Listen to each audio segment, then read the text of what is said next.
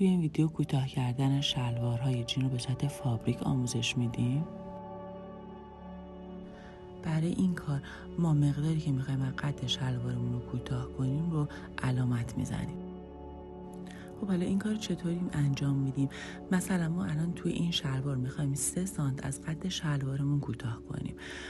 این مقدار رو تقسیم بر 2 میکنیم، یعنی 1.5 سانت پایین شلوار علامت میزنیم.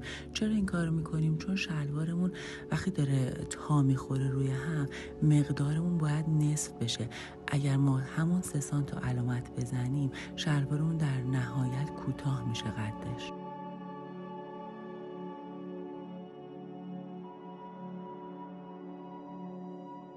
اندازه مورد نظر رو دور تا دور کار با سوزن فیکس میکنیم.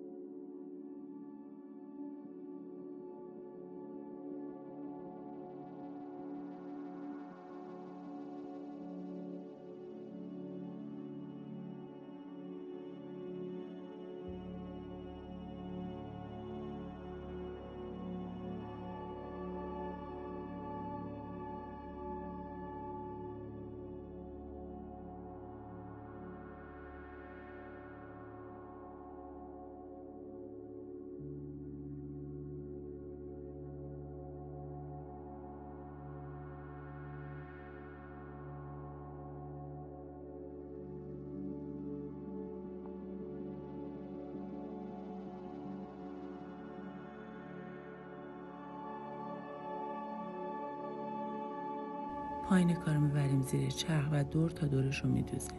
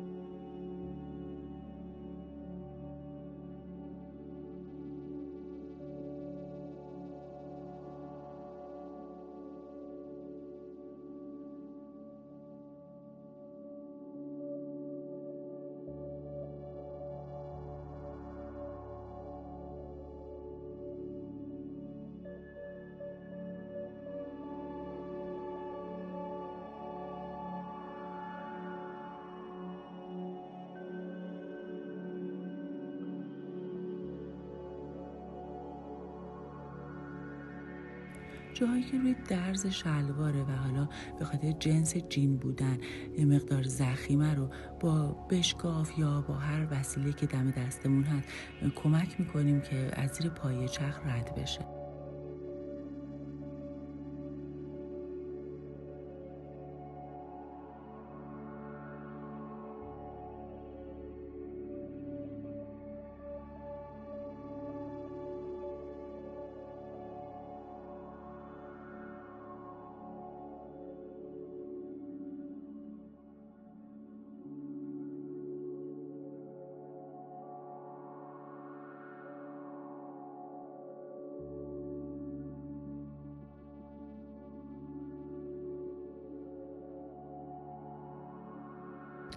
وقتی کار تموم شد نخای اضافه رو میگیریم و مقدار اضافه دوختمون رو از زیر شلوار قیچی میکنیم.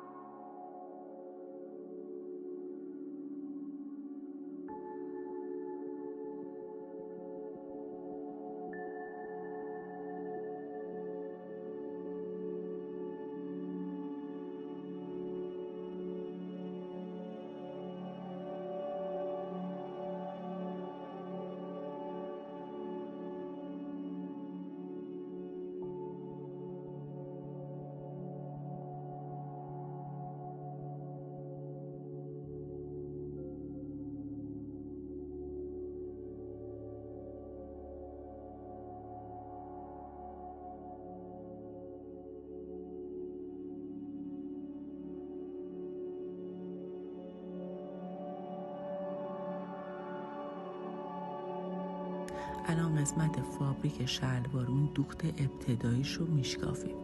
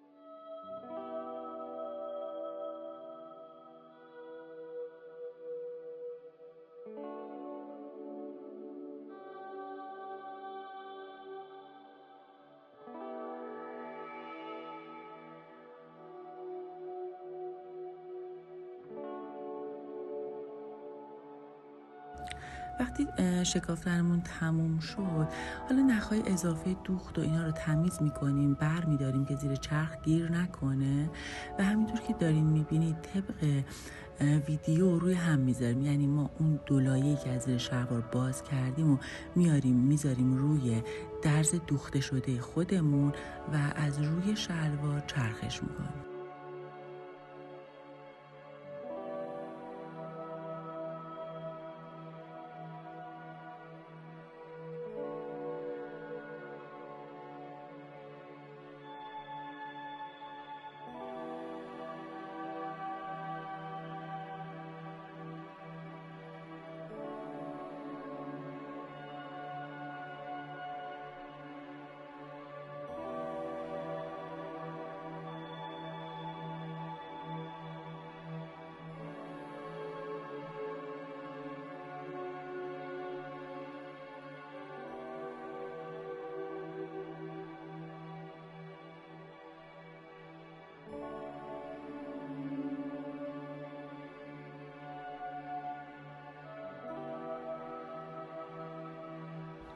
برای راحتی کار که شلوار بره زیر چرخ، میتونیم قسمتی که روی درز شلوار جین هست و زیرش رو با قیچی خالی کنیم، یکم سبک شه.